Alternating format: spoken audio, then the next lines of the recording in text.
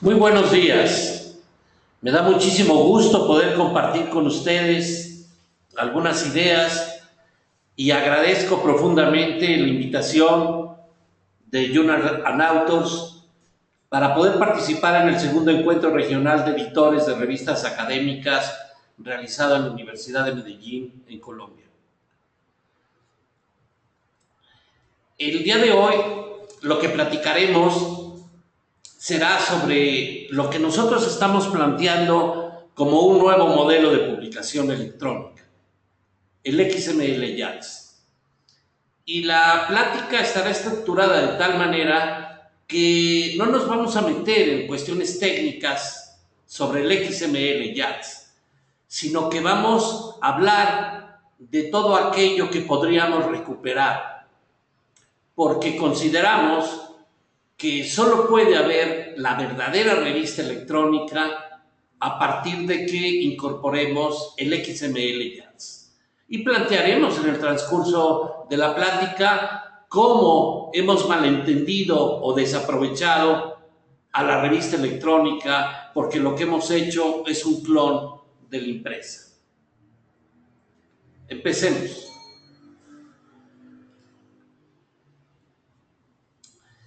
A todos nos queda claro que la finalidad de las revistas científicas es comunicar y que solo en la medida en que estamos comunicando, en que somos interpelados, en que nuestros hallazgos, nuestras reflexiones son registradas en el ámbito electrónico, en una revista propiamente dicho, y cuando otros la leen y la discuten, es cuando estas ideas se incorporan al conocimiento global, al conocimiento científico, y entonces nos convertimos en parte de la narrativa de la construcción del conocimiento. Por eso la finalidad básica de la ciencia es la comunicación, porque solo en la medida en que hacemos público el conocimiento, en la medida en que se registra, en la medida en que se hace permanente, es como la ciencia está cumpliendo su finalidad. Sin embargo, ¿cómo estamos comunicando? La idea que queremos expresar es que en el 2016 estamos comunicando prácticamente igual que cuando nacieron las primeras revistas electrónicas en la década de los años 90. Que no hemos aprovechado la tecnología y que nuestras revistas electrónicas son una mala copia de nuestras revistas impresas. Que nuestras revistas impresas tienen una altísima calidad, una altísima belleza, tienen elementos estéticos muy importantes y que esto no lo hemos podido incorporar a la revista electrónica. Cuando la revista electrónica surge, todo el mundo supuso la muerte de la galaxia de Gutenberg. ¿Por qué razón? Porque ahora teníamos una rapidez en la producción editorial, nos permitía el elemento electrónico realizar el proceso de evaluación por pares de una manera inmediata y mucho más rápido. El problema que nos planteaba la revista impresa del número de hojas y del espacio en las bibliotecas, que nos obligaba a estar cambiando y hacer una curaduría de nuestros textos, ahora teníamos almacenamiento ilimitado. Y también, por otro lado, nos estaba hablando de la hipertextualidad, de que podríamos tener un conjunto de elementos enlazados que nos permitirían enriquecer el texto, que nos permitirían que el lector encontrara otros elementos que pudieran enriquecer la lectura. También lo primero que se dijo es que la revista electrónica podría incorporar la multimedia, el video, los GIFs, las gráficas en movimiento, los sonidos. Aunque si hacemos un rápido recorrido de todas las revistas, vemos que prácticamente ninguna revista incorpora estos elementos en su difusión. También encontramos que tenía un proceso de difusión ilimitada porque nos permitía la consulta simultánea fuera del tiempo y el espacio. Y aunque equivocadamente se pensaba que iba a permitir una gran reducción de costos, y esta no era tal, sí consideramos que la revista electrónica aún resulta a un costo más bajo que la revista impresa, aunque no como se pensó que prácticamente uno ahorraría todos los elementos del costo. Por otro lado, seguimos viendo hoy revistas que son electrónicas, que no son revistas impresas y paradójicamente siguen publicando en blanco y negro. Y que no aceptan figuras más que determinadas características, porque siguen pensando bajo el concepto de la revista impresa. Ya no hablemos aún de que se puedan incorporar gráficas en movimiento a partir de los GIFs, que los vemos claramente en las redes, en Facebook, en Twitter.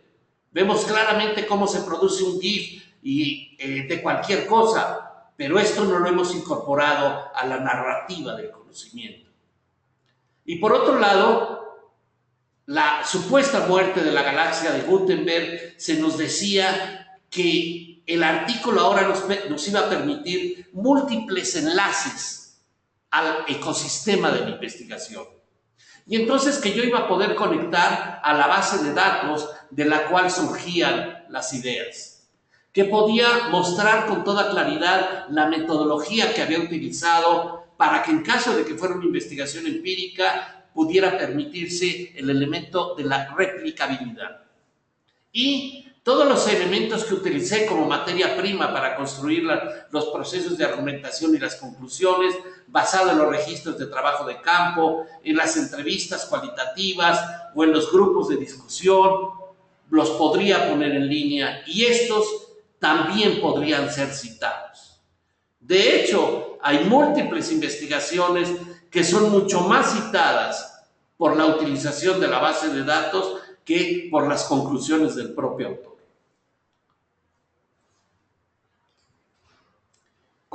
Entonces, si nadie negó los beneficios de la revista electrónica, ¿por qué no hemos sabido o podido utilizar los recursos que nos ofrece la tecnología para potenciar, para posicionar y mejorar nuestras revistas? ¿Cuál es la razón de que nuestras revistas sigan siendo una copia de nuestra revista impresa? Si vemos la historia del discurso científico, no puede ser entendida sin las imágenes, sin las figuras, sin las fotografías, sin la iconografía y sin los dibujos. Vamos a ver algunos ejemplos. En Philosophical Transactions vemos un trabajo de Charles Darwin de 1839, donde nos habla de las observaciones sobre los caminos paralelos de Glen Roy y nos muestra, a través de la imagen, nos quiere demostrar el origen marino de estos pedazos de territorio. Era inentendible y inimaginable poder transmitir sus argumentos solamente con palabras, sin utilizar el cuerpo de las imágenes. Y aquí vemos una de las gráficas de Minard más reconocidas en el ámbito del análisis visual y de la exposición de los datos. Vemos en esta gráfica cómo inició la invasión de Napoleón a Rusia en 1812 y 1813. Veamos el elemento de imaginación de cómo esta barra beige o café nos muestra la ruta que siguieron las tropas de Napoleón y donde cada milímetro nos está hablando de una cantidad del ejército. Así, en un principio, salieron de Kourno cerca de más de 500,000 de elementos del ejército francés. Pero ya cuando estaban en Smolensk, solamente quedaban 145,000. Porque no podrían haber soportado las temperaturas de menos 21 grados. Y cuando llegan a Moscú, solo llega una sexta parte del ejército que salió originalmente. Y después el regreso, vemos también en esta línea negra la trayectoria que siguió y cómo siguió desmembrándose el ejército de Napoleón. De tal manera que regresó a Kouno solamente 10,000 personas del ejército que fue integrado por más de 500,000 de hombres. Esta gráfica nos permitía entender procesos que no necesariamente podían ser comunicados con las palabras. Ahora bien, si pasamos a ver otra gráfica, por ejemplo, de Snow sobre la epidemia de cólera en Londres en 1854. En una semana murieron cerca de 900 personas en 2 o 3 manzanas. Y entonces Snow se puso a registrar las muertes para pensar que los pozos de agua, y entonces hizo una relación y pudo identificar cuál era el pozo que estaba infectando a las personas. Otra gráfica altamente famosa es la de la enfermera Florence Nightingale, que muestra las causas de la mortalidad del ejército inglés en 1855. Y lo que quería era pedir recursos para que el ejército fuera atendido. Y a través de esta gráfica, que hoy es muy común en Excel, esta radial, que le llaman algunos gráfica de la rosa, mostró cómo la mayor parte de las muertes, que es todo este espacio azul, eran muertes prevenibles y que entonces sucedían por insalubridad o por otro tipo de cosas. Que las muertes, que el espacio negro eran las muertes de otras causas y que solo el espacio rojo eran las muertes producidas por heridas en la guerra. Y ya que recibió recursos, en el mapa de la izquierda se muestra entonces cómo se redujeron sensiblemente las muertes prevenibles. Aquí vemos otra gráfica.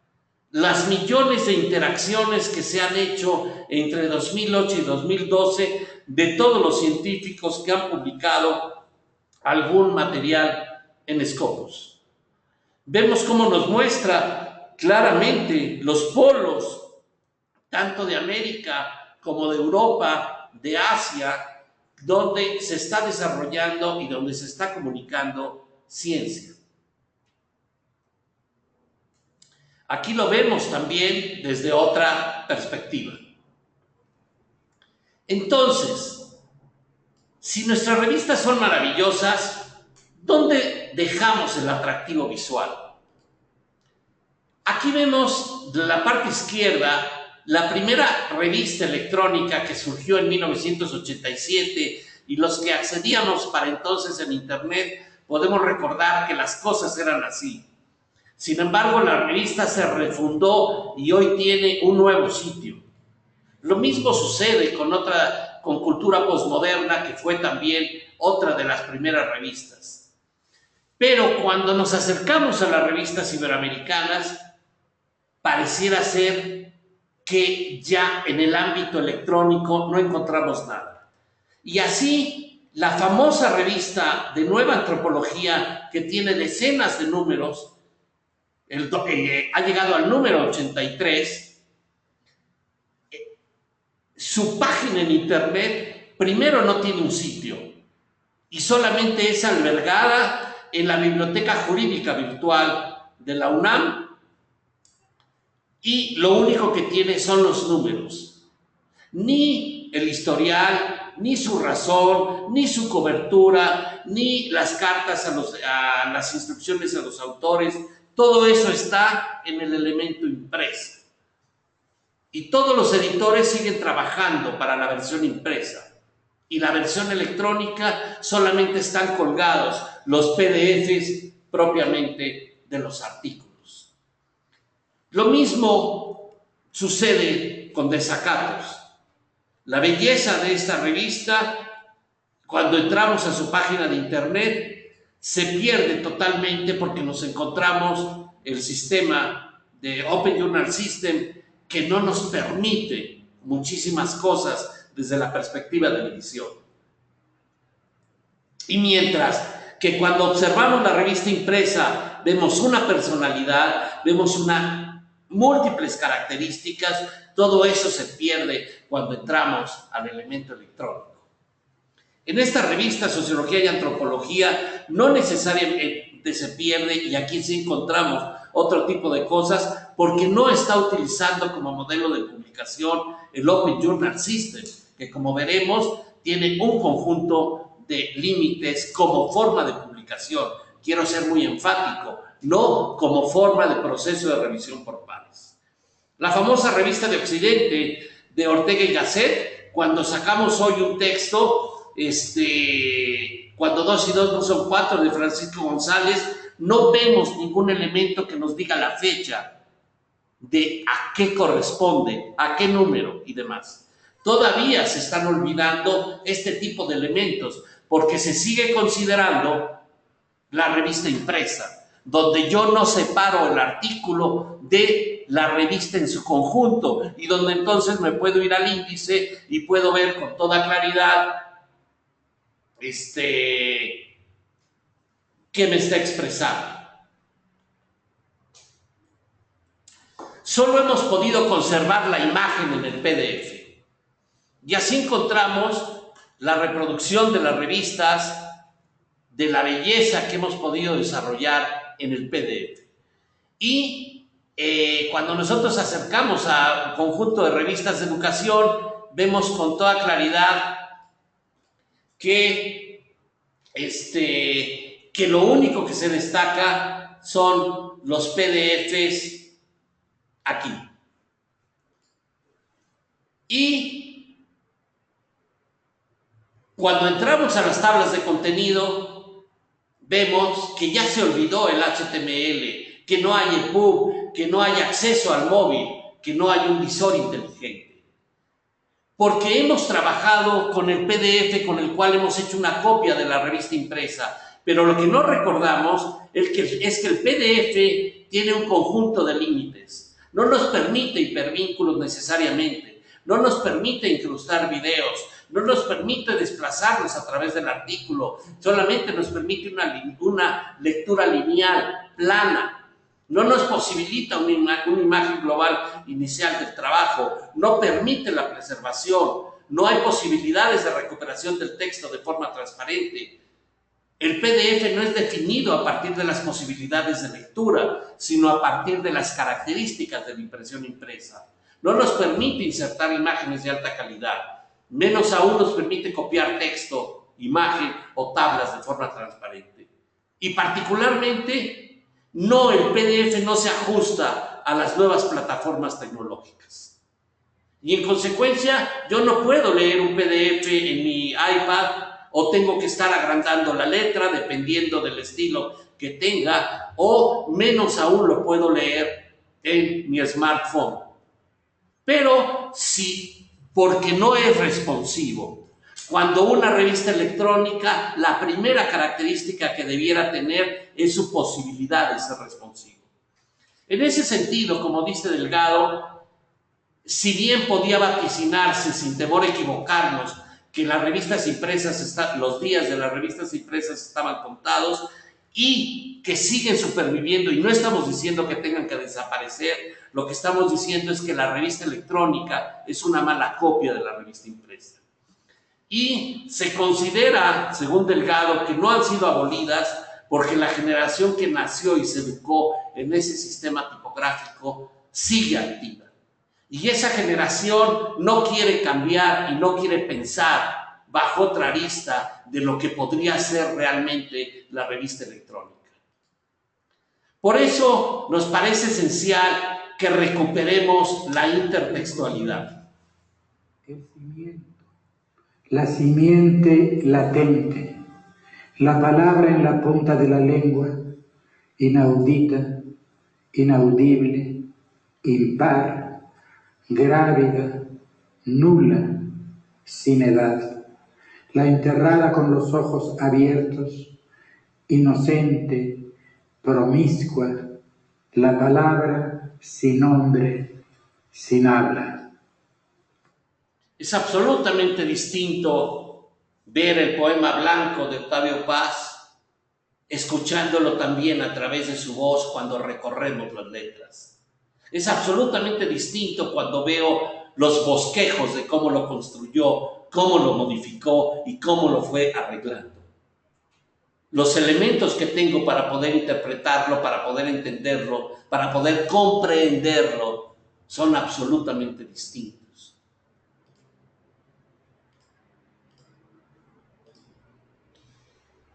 Todo esto lo podemos recuperar si partimos de la nueva publicación que hoy se hace en XML JATS. Y donde el XML JATS nos permite, en primer lugar, estar en la vanguardia tecnológica. Segundo, tener interoperabilidad con los agregadores más importantes. Ser independiente de las múltiples aplicaciones y plataformas. Poder aprovechar los visores y los lectores multiplataforma. Además, generar de forma prácticamente automática el PDF, el EPUB, el HTML y más. Y generar una versión para impresión. Además de habilitar la información para la recuperación inteligente.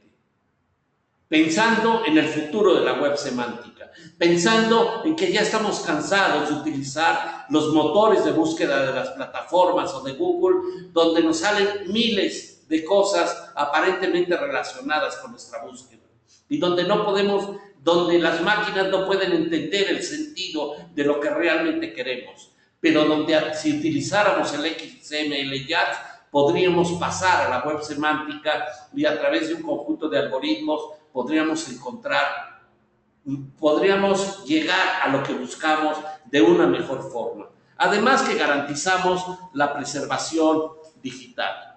¿Quiénes son los que utilizan XML JATS? Todos los grandes editores. Todos. Desde Nature, Springer, Puppet, Elife, PLOS, todos. En consecuencia, si nosotros queremos ser interoperables y queremos estar en la vanguardia tecnológica, tenemos que asumir el estándar internacional que es la publicación científica en XML JATS. Y también tenemos que entender que si bien Cielo desde hace mucho tiempo marca en XML, desde hace 1 año y medio, 2 años, marca bajo el modelo XML JATS. Y que Redalyc lo asume, se suma a este estándar internacional a partir de hace 1 año y a partir del 1 de septiembre verán ustedes una primera muestra de 150 revistas que saldrán a la luz ya bajo esta forma de publicación. Y al tener el XML JATS, el editor recuperará el control del proceso editorial. Y si mantiene una relación con el Web of Science, simple y sencillamente se lo encontrará. Se lo podrá mandar, así como a Scopus, a DOAG, a CONACYT, al CONICET, a Cielo y a Redalyc. De esa manera el editor podrá hacer un solo trabajo que podrá redundar en beneficio de su propia revista, en mayor visibilidad, pero sobre todo ganaría en mayor interoperabilidad porque es el sistema que están utilizando las grandes plataformas. Cuando nosotros hacemos un recorrido por las grandes revistas y vemos Nature, vemos que es mucho más que una revista. Y no solamente estoy hablando de las decenas de revistas que hacen, sino estoy hablando que es una plataforma de comunicación científica, su sitio, y que solamente en este lugar podemos acceder al último número. Y cuando yo le hago clic ahí, sí, accedo a ese último número de Science, pero donde el último número empieza a ser solo uno de los elementos de la comunicación. Y cuando me acerco a Nature es lo mismo. No solamente me acerco a las múltiples revistas disciplinarias que maneja estos editores, sino que me doy cuenta que las revistas, la plataforma es algo mucho más allá que una revista. pero puedo acceder al último número si le hago clic aquí. Lo mismo me sucede con PLOS, el gran mega journal que publica miles de artículos al año y que tiene hasta el momento 8 revistas. Cuando nosotros accedemos a ella, vemos un elemento absolutamente dinámico donde nos está mostrando diversos artículos que considera importantes. Y si queremos acceder al último número, le hacemos clic aquí y entonces accedemos a las tablas de contenido del último número. Así nos sucede nuevamente, nos acercamos a otro, vemos el último número, hacemos clic y accedemos. Donde entonces nos estamos dando cuenta que el último número, la última edición, solamente está siendo una forma de comunicación científica de las grandes editoriales. Asimismo vemos que todos estas grandes editoriales, la imagen es vital en el proceso de exposición. Y vemos cómo podemos leer directamente en línea y cómo pedimos el PDF y nos sale un PDF genérico. Ya no nos salen unas tablas de contenidos donde todos los PDFs van siendo numerados según el lugar en el que estén, sino ahora en PLOS todos los artículos se numeran, empiezan en el 1 y terminan en su última página.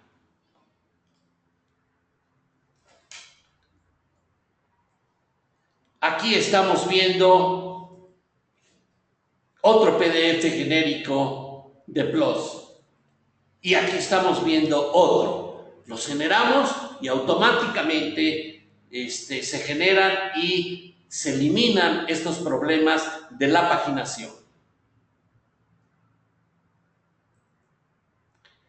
Y evidentemente estos sistemas, el XML YATS nos permite manejar elementos gráficos dinámicos, donde nos permiten entender de mucho mejor forma la evolución de un proceso.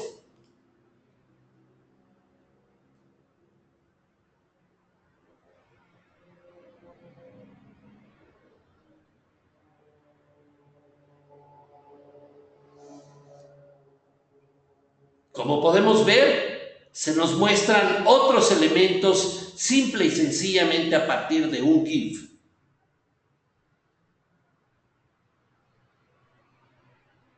Pero también si queremos entender la evolución en 70 años de la población de España, entendida por sexo, podemos ver la evolución simple y sencillamente con un GIF.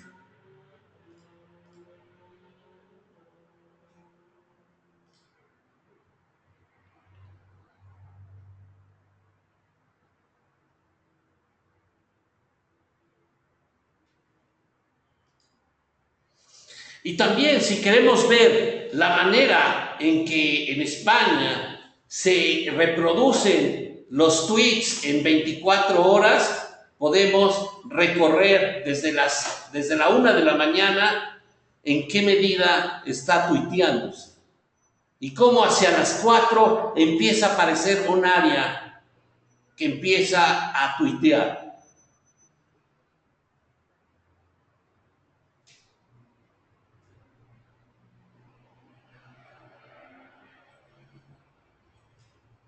Como hacia la 1 llega a su punto máximo y empieza un proceso de descenso hasta las 12.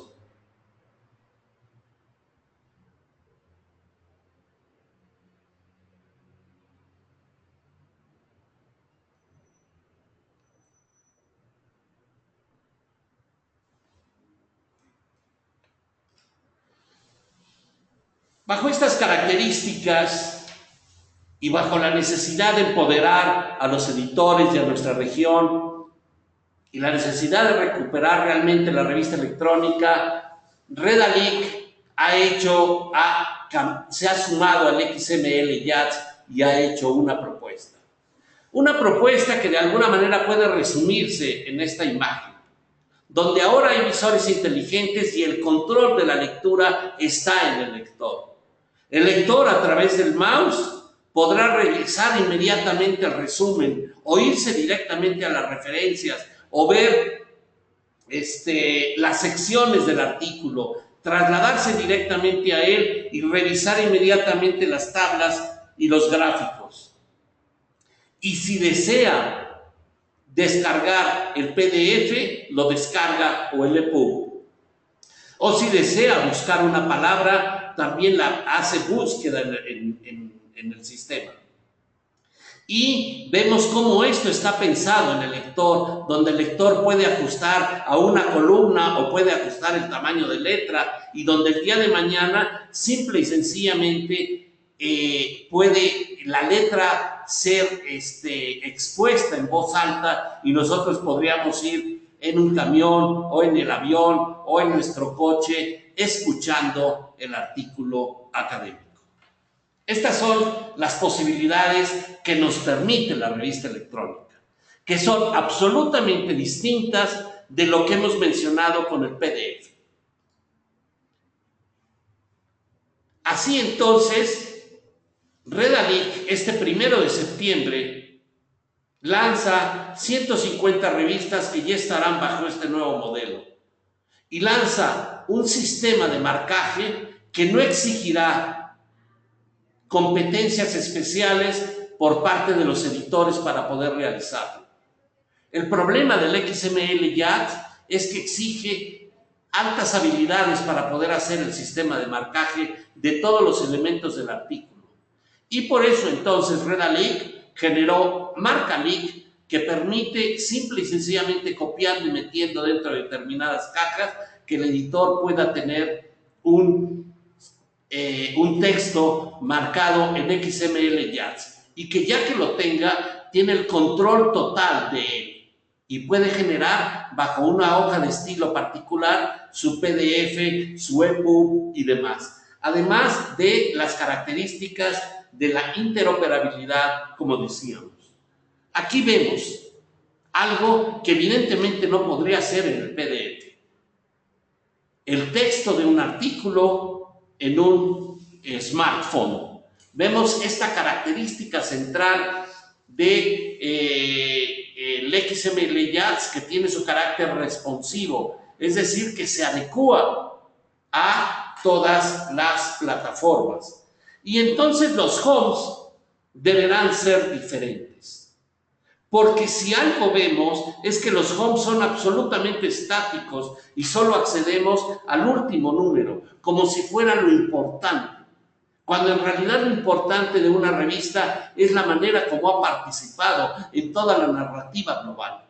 Por eso, en la parte izquierda ahora existirán un conjunto de algoritmos con un conjunto de palabras donde nosotros podremos rescatar todos los artículos que se han publicado en la revista que son similares, en lugar de estar haciendo búsquedas directamente a partir del motor. Y esto es muy distinto de lo que nosotros entendemos por artículos relacionados, porque aquí se están utilizando algoritmos que permiten la recuperación del sentido de los textos.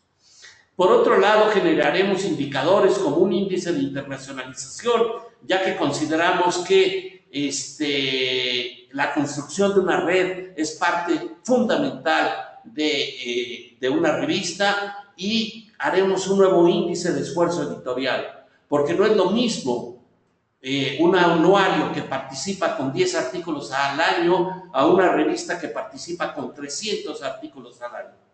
Ese esfuerzo editorial será medido e identificado a partir de ahora en los homes.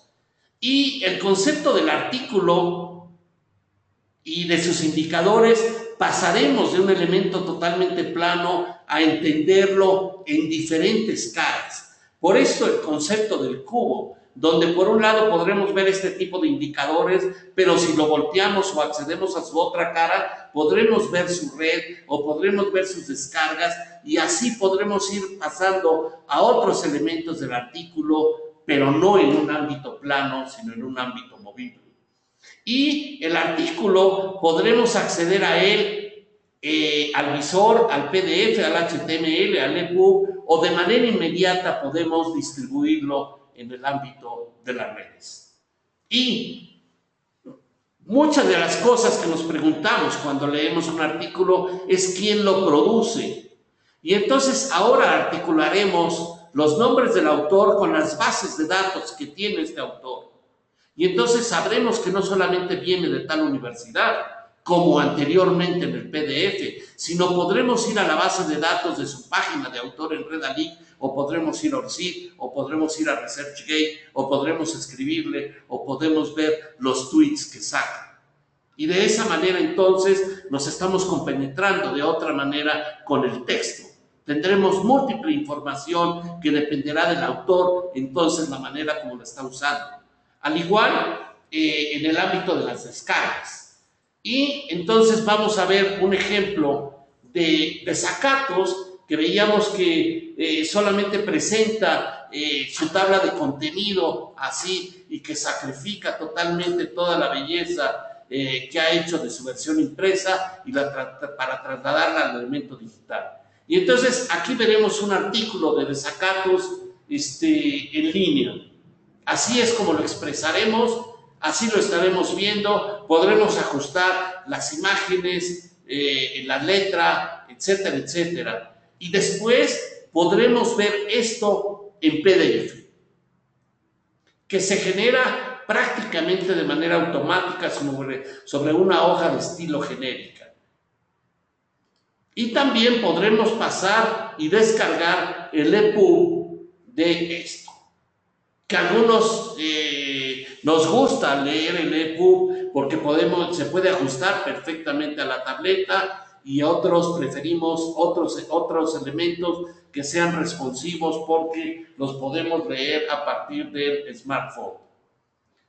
Aquí vemos el proceso de maquetación que está hecho a partir de desacatos con el proceso de maquetación automático que genera Redalyc. Y entonces estaríamos hablando de la posibilidad de la comunicación prácticamente en tiempo real. En el momento en el que es aceptado un artículo y que pasa su proceso de marcaje, y entonces no tendríamos que esperar a que terminara todo el fascículo para poder publicarlo en impreso. Estas son las nuevas preguntas que nos tendríamos que hacer de cómo organizar entonces los materiales en una revista electrónica que no tiene que tener el límite de la extensión y del número de trabajos. Asimismo, como hemos dicho, del propio XML podríamos generar la versión impresa si es que quisiéramos mantenerla. Y se nos vería directamente en todos los formatos que estamos viendo. Entendiendo esto y reconociendo que el acceso abierto de la región estaba viéndose cuestionado porque la manera de acceder a las últimas innovaciones tecnológicas nos estaba obligando a tercerizar los procesos, porque para poder marcar necesitábamos mandarlo a determinadas empresas porque nos exigía muchas habilidades tecnológicas. Entonces, para poder mantener el acceso abierto como la forma de comunicación natural en la región que tenemos desde hace años, Redalyc generó este MarcaLic, donde los investigadores podrán, o los editores podrán seleccionar los textos y pegarlos en determinadas cajas, y esto automáticamente irá generando todos los metadatos propiamente del artículo. Y entonces, al tenerlo en un XML, con esto quisiera terminar, tendríamos el control absoluto de todo el texto. Del front, que son todos los datos básicos de la referencia bibliográfica, del body, de todo el cuerpo del texto, y del back, que serían toda la bibliografía citada. Y evidentemente esto nos permitirá sacar múltiples métricas a través de las referencias. Poder identificar en qué medida están dándose los cambios y en qué medida seguimos citando libros libros o artículos, y los artículos que citamos, de dónde provienen. Entonces podemos empezar a generar métricas que nos permitan conocer la manera como estamos produciendo conocimiento, y de esta manera poder fortalecer a los editores y a la región. Lo que nos debiera quedar claro es que todo el mundo, todos los grandes editores están haciendo esto y están trasladando sus sistemas de edición al sistema XML YATS. En consecuencia, más vale que en América Latina todos los editores nos pongamos las pilas y empecemos a hablar este lenguaje para adaptarnos, para generar herramientas, para irlas mejorando en términos de eficiencia, con el afán de poder fortalecer y empoderar a nuestros editores y a nuestra región. Muchísimas gracias.